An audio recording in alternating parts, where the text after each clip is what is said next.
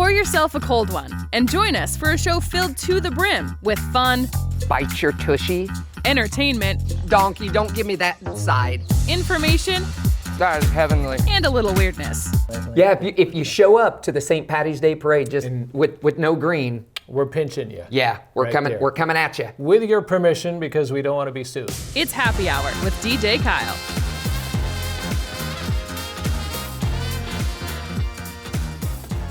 Hello and welcome to Happy Hour presented by Jennings Insurance Group. We have a fantastic show lined up for you. Furry friends coming up right around the corner with a dog named Molly. We also sit down today with Professor Jim Paisley and learn about some of those famous folks from Missouri.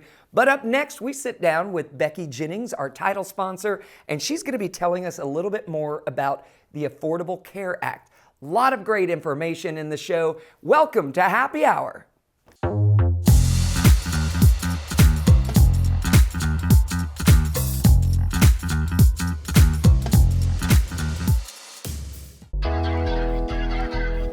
I don't know, but I'ma get it.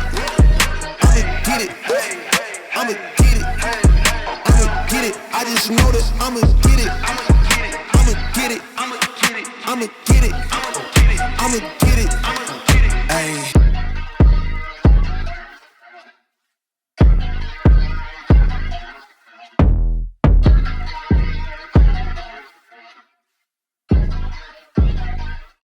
This reminder to drive safe and boat safe is brought to you by Price & Randall Injury Attorneys. Don't forget, put your phone down and buckle up.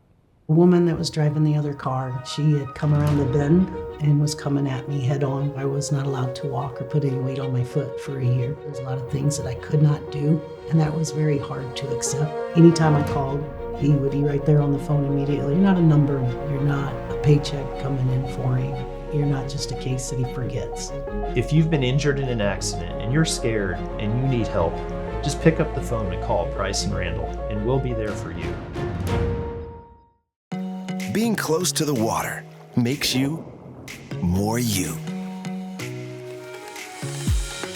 It's where the great unknown brings clarity.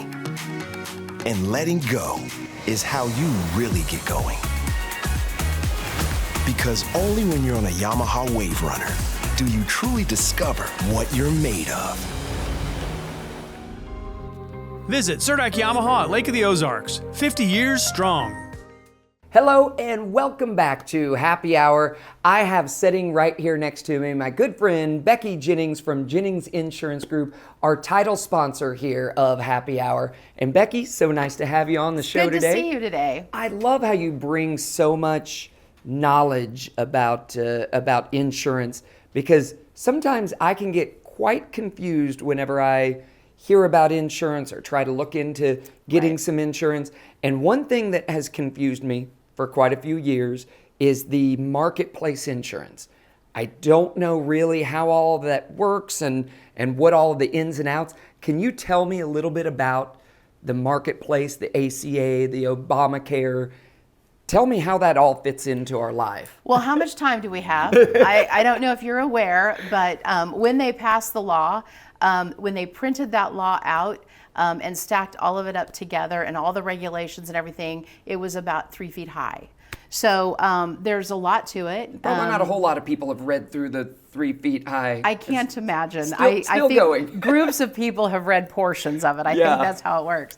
But yeah, there's a lot to it, and there's a lot of things to know about it. But the average consumer doesn't need to understand all that necessarily to be able to understand if it's the right coverage for them or something that they want to move forward with.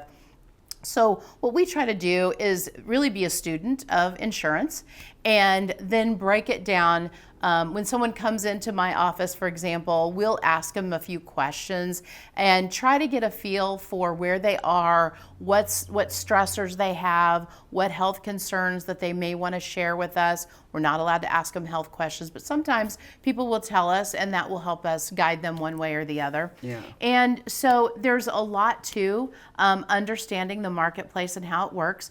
Just so you know, some people will refer to it as the marketplace. Some people will refer to it as the ACA, the Affordable Care Act.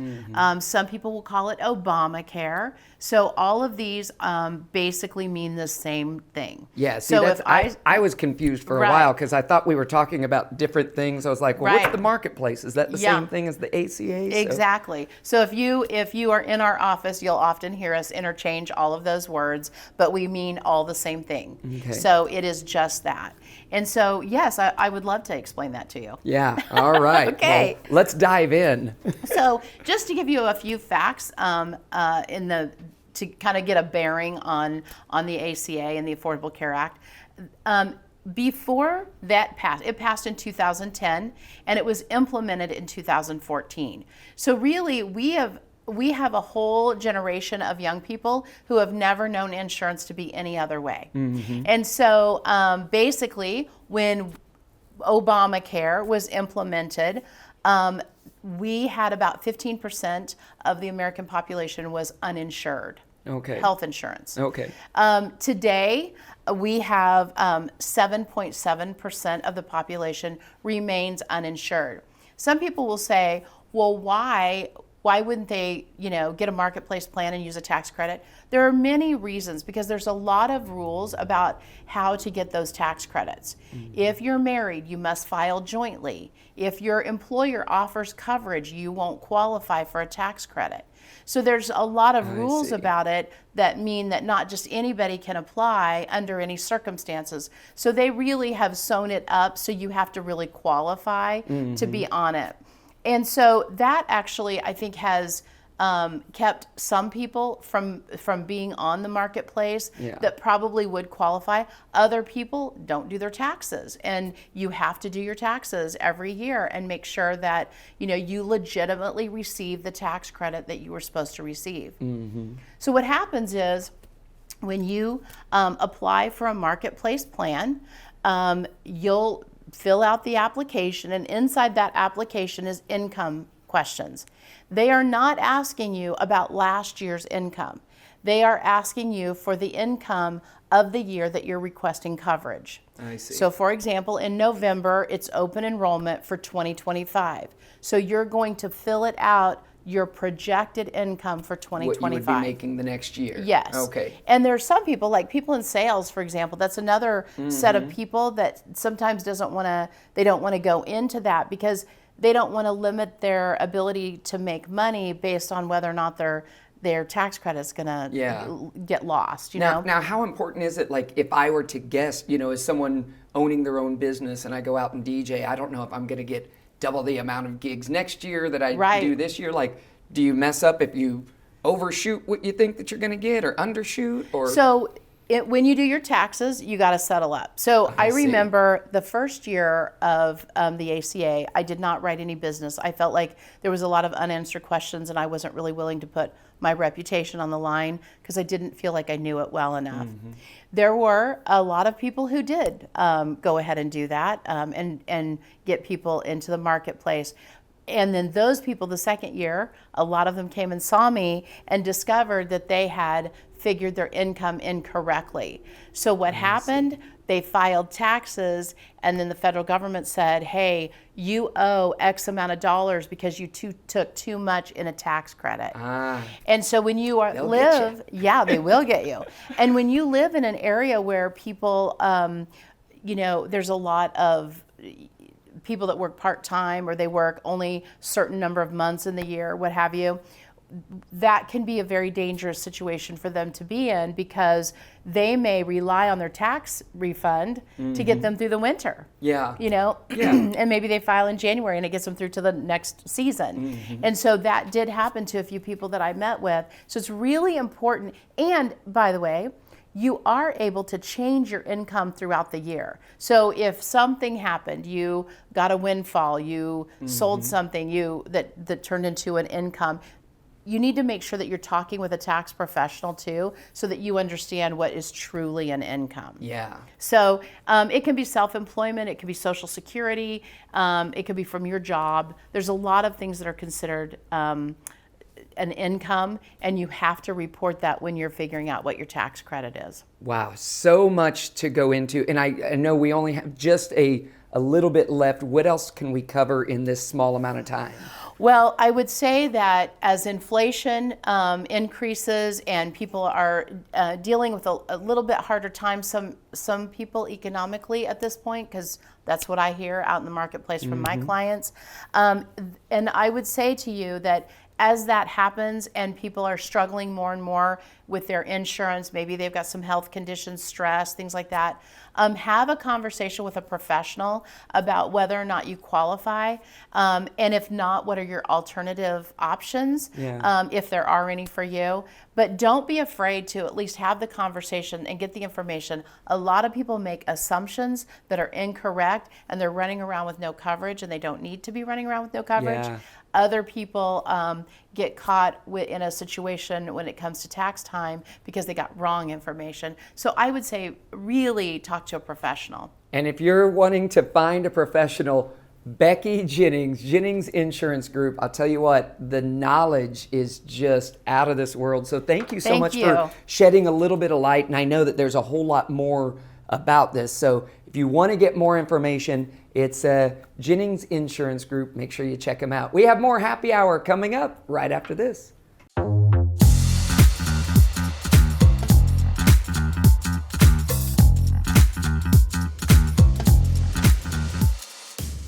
You've dealt with chronic knee, back, and even foot pain for years, and nothing has seemed to work. Until now. Introducing Back Wellness Center's new specialty knee rehab program and neuropathy techniques you've probably never seen before. And they work. Board certified in neuropathy, experience Dr. Beck's breakthrough rescue program that can eliminate problems at their source. Try it to believe it. Give us a call today. Your healthier, happier life starts with Beck Wellness Center. Hey, did you know the official attraction of Happy Hour is the Ozarks Amphitheater and the 2024 COMC Concert Series just about to wrap up, but there's still some great shows coming up. I don't know if you knew this, but Bike Fest weekend, you get 2 tickets to 3 different shows for just $100. That's Frank Foster, Thursday, September 12th, Co Wetzel, Friday the 13th, and Saturday the 14th is none other than Cypress Hill. 3 shows, $100. You can't beat that. Go check it out online, ozarksamp.com. It's the 12th season of great high school football on Lake TV. The season kicks off August 30th with the Indians of Osage home to Bolivar. Friday, September 6th, we have Versailles at Eldon. Week 3, September 13th, Camdenton is home to Smith Cotton. September 20th, we're at Osage for the rivalry showdown between the Indians and Eldon. We close out September at Versailles, the Tigers home to Warsaw. We'll be back in Tiger Country October 4th. Versailles entertains Clinton. October 11th, we bring you the Osage homecoming game against Boonville. We'll close out the regular season the next 2 weeks at Camdenton. The Lakers host Cap City October 18th and welcome the Southeast Knights from Kansas City to Bob Shore Stadium October 25th. Then we'll head into the playoffs in November. Join William Holtz and Mike Bissell for high school football Friday nights this fall. COMC pregame show at 6:30, kickoff at 7, presented by Polylift Boat Lifts, only on Lake TV. Hello and welcome back to Happy Hour. I'm your host, DJ Kyle. Here to my left, I got my good friend, Professor Jim Paisley, and today we are talking about some famous Missouri folks. Today it's the Show Me State, so we're talking about Kit Carson. Yep. I'm not sure if I know a whole lot about Kit Carson, so why don't you just hop into this? And dive into it, shall we? Yeah, I mean, Kit Carson's one of those guys that you heard about when you were a kid, but just vaguely, Davy Crockett, Kit Carson, all this. Well, lo and behold, Kit Carson was a Missourian, a Missouri boy, and I think it's fascinating, his story, because again, it's a kid that just he's doing stuff. I mean, he's not willing to sit still. Now, what's interesting is he was actually born on Christmas Eve all the way back in 1809, and he was born in Madison County, Kentucky. But when he was a young man, his family decided they'd move to Missouri. And they came to Missouri. He was just a little tyke, and his dad had decided Christopher wasn't a real good name for this kid. Living out in, in the wilderness and everything, it doesn't sound right. So he nicknamed him Kit, and it stuck. Okay. So his real name was Christopher Carson, but they called him Kit Carson. Okay. Now, they moved to Missouri, and they moved to where Boonville is now. Okay. Now, Boonville was on the Boone's Lick Road. And the reason why it was Boonville and the Boone's Lick Road is there's a salt spring there. We actually have a saltwater fish in Missouri. Huh. Yeah, and this I did salt not know water this. boils up, and none other than Daniel Boone and his family, they would take the water and they'd boil it down, and they'd get the salt, and then they would ship it to St. Louis, where it was used for preparing meat and all this kind of thing. Wow. And so they called it the Boonville Road, or the Boone's Lick Road, which is basically where Highway 70 is now. But basically, you know, it became a real prosperous business, and Boonville expanded. So this is where Kit Carson's family lands, all right? Now, basically what happens is the Indians there in Missouri at the time were a big problem. Yeah, I mean, this is Wild West days. You know, we were the Wild West. And basically his dad, Kit's dad said, we're going to have to, you're going to have to toughen up, young man. You're not living in the city anymore. And so with that, he taught the kids, how to be frontiersmen, how to shoot, how to ride, how to do all of this stuff at a very young age. And, basic survival skills and all. Now, it's kind of interesting because he really didn't have any book learning. This guy, as famous as he became, he couldn't read or write. And they asked him, why that was. And he said in his own autobiography, he said, I was a young boy and I was in the schoolhouse when all of a sudden everybody hollered, Indians! And with that, he reached over and picked up his Winchester and out the door he went. And this is just a kid in school. And he said, I jumped for my rifle and threw my spelling book down, and that was the end of my education. Wow. Right there. So out the door he went, and he never went back to school. So it's kind of interesting, when you start, you think, well, this is quite the character, this guy. Now, his life changed forever when he was just 9 years old.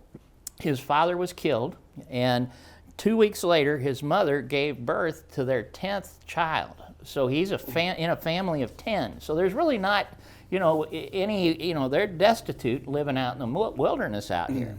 Well, she winds up remarrying, his mom does, and basically Kit just couldn't get along with the stepfather. He said, this ain't gonna happen.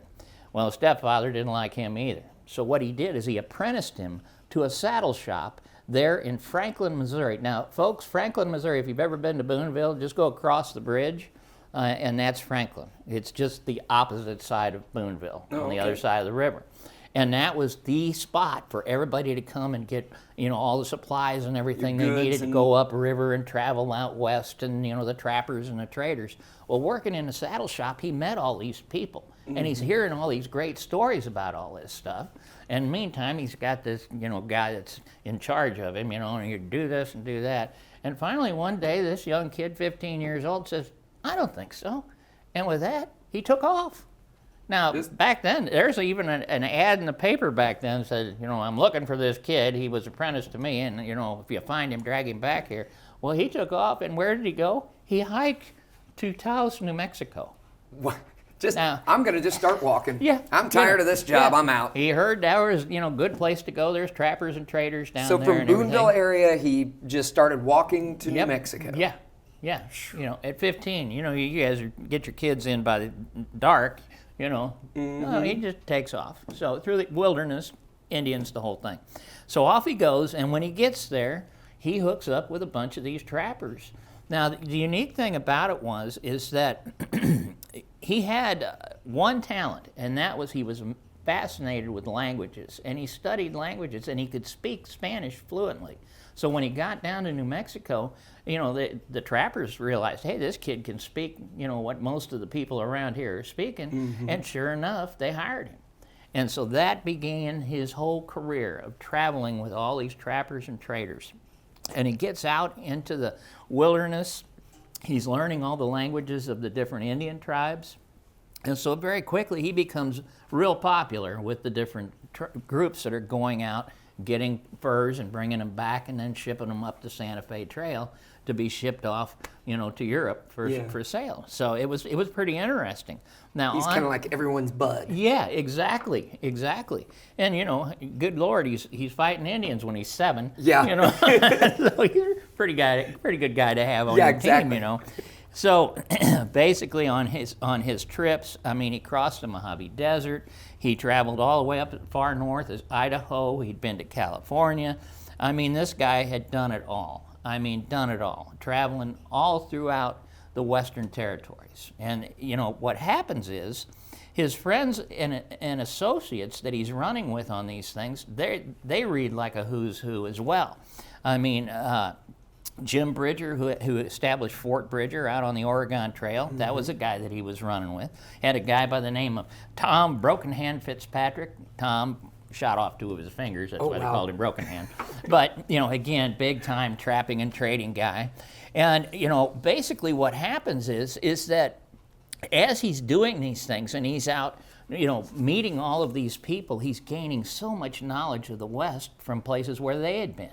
Okay, and so this guy becomes just basically a fountain of knowledge, and everybody wants him on their trapping, trips. Yeah.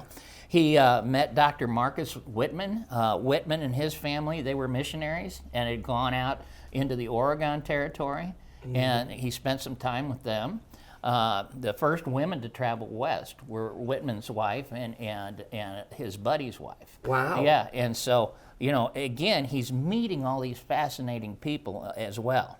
Now, in Taos, in April of 1831, Carson received a couple of $100 for one of his big trips that he went. Yeah. And it's funny as all get out when you read about it. Here he's 20 years old, first time he's had any money, and he's in this big city. Drunker than $700. So this guy is a party animal. And bear in mind, he's never done anything other than, be out on the trail, and so he and his buddies, they just had the time of their lives. I mean, if you get a chance to read about that, they had a good time. And like I say, the rest is history. That's right. Individual. Well, Professor Paisley, thank you so much for coming in here. More information about Kit Carson, you can check it out at your library. Go look it up. Lots of great stuff about these famous Missourians, and we'll have more with Professor Jim Paisley coming up in the next month. Stay right here to Happy Hour. We have more on the way.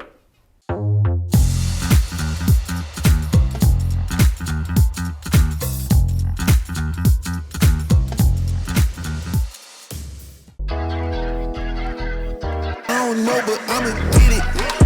I'ma get it. I'ma get it. I'ma get it. I just know that I'ma get it. I'ma get it. I'ma get it. I'ma get it. I'ma get it. Ayy.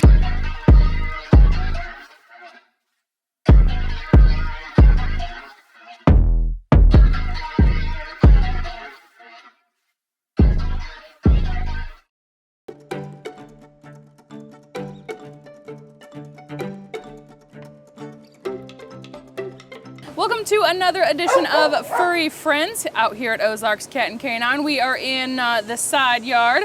I am Megan Albers. This is Mary Meowie Tilly. And today we have a very sweet girl, but I've also heard she has a little bit of hidden energy. Yes. Tell me about her. Today we have Molly. Molly, okay. And Molly we have estimated to be about a year old. Okay. We have her listed as a hound mix. Very sweet, good with kids. Jess has had her kids around her, did well. She, from what we can tell, will probably be good with other calmer dogs. Okay. The couple of dogs that we've tried her with so far were a bit too much for her. Okay. But she didn't have any kind of negative or aggressive reaction. She just didn't really want anything to do with them because they were in her face. Yeah. As far as cats go, we don't really know, we never really know for certain, but we haven't seen her like fixate on them as she's walked past the catio or anything like that. Molly came in as a stray. She was found in Climax Springs running around, and somebody, if I remember right on her, I think she's the one that they pinned her up in the schoolyard where it was fenced in until somebody could come and get her. Okay. Because she had been running around for a while. But so Molly got adopted out once here recently. We had an older lady who was looking for a calm dog, a little on the smaller side, and we think she's probably full grown or very close to it. By all indications, everything we had seen from Molly here at the shelter, we thought this was going to be the perfect dog for this lady. She's just very calm, very loving, wants to snuggle, all that kind of stuff. Sounded like it was going to be a great fit. Yeah. And for the most part it was, when she was in the house and everything, she was calm, she was very loving, but when she would get her outside, she would run zoomy laps around the yard, running that energy off. But we found out that she is a jumper. Oh. And what was happening was the way that this lady's home was built, and there was a hill next to it. I can't quite envision it all myself. Yeah. But part of her roof was only just about 3 to 4 feet off the ground. Okay. And so Molly was jumping from the ground onto the roof of the home. Oh my gosh. And the lady was terrified that if she would, venture off this direction or that direction, that she would be up very high on the other side of the house and that she would fall and get hurt.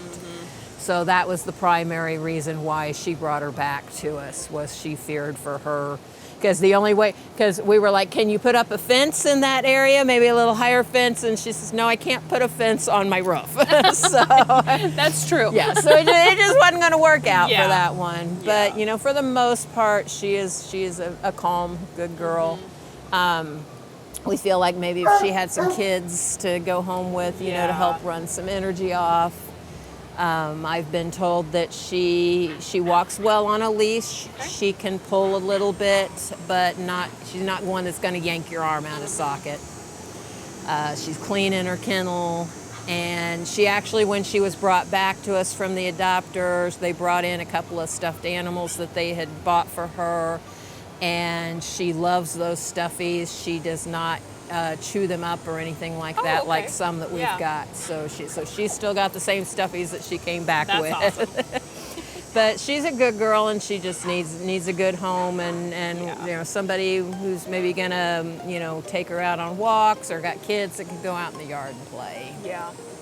Yeah, she's super sweet. Loves her ears scratched, and she's like I said, she's kind of misleading. She's super calm out here with us, but I'm sure. And that's once she gets into a home and feels comfortable, their personalities can kind of come out more, and so. And we've had that happen before. We'll have an animal here that we think, this one's very calm. This is going to do nothing but sit on the couch, and then when they get that taste of freedom and get comfortable where they're at. And they want to go test those waters. Yeah, it happens. I totally understand. But I do think she'd make a great family dog, running around playing with the kids in the backyard, burn off some energy, and then she'll probably collapse on the couch. Yep. Take a nap. Yep. And then they can all watch Disney movies together. Perfect. So as always, I recommend come on down to the shelter, meet her, hang out with her, love her ears up. It's super fun. And always you can apply to adopt. Apply to adopt at ozarkscatandcanine.com. That does it for another Furry Friends.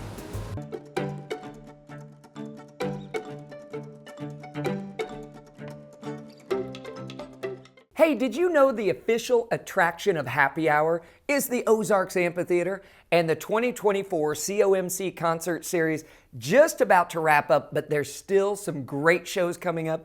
I don't know if you knew this, but Bike Fest weekend, you get 2 tickets to 3 different shows for just $100. That's Frank Foster, Thursday, September 12th, Co Wetzel, Friday the 13th, and Saturday the 14th is none other than Cypress Hill.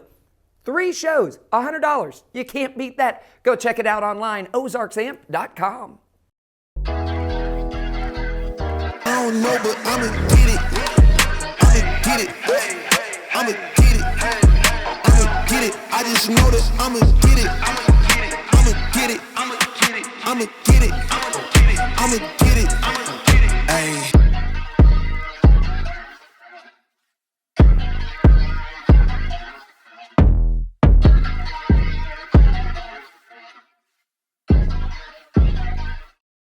Thank you so much for tuning in this week to Happy Hour presented by Jennings Insurance Group. And I want to say thanks to everyone that we had on the show. First of all, our furry friend, that dog named Molly. And of course, our Professor Paisley being on the show. And our title sponsor, Becky Jennings. Hopefully you will join us next week on Happy Hour, another fun-packed show. We'll see you around the corner.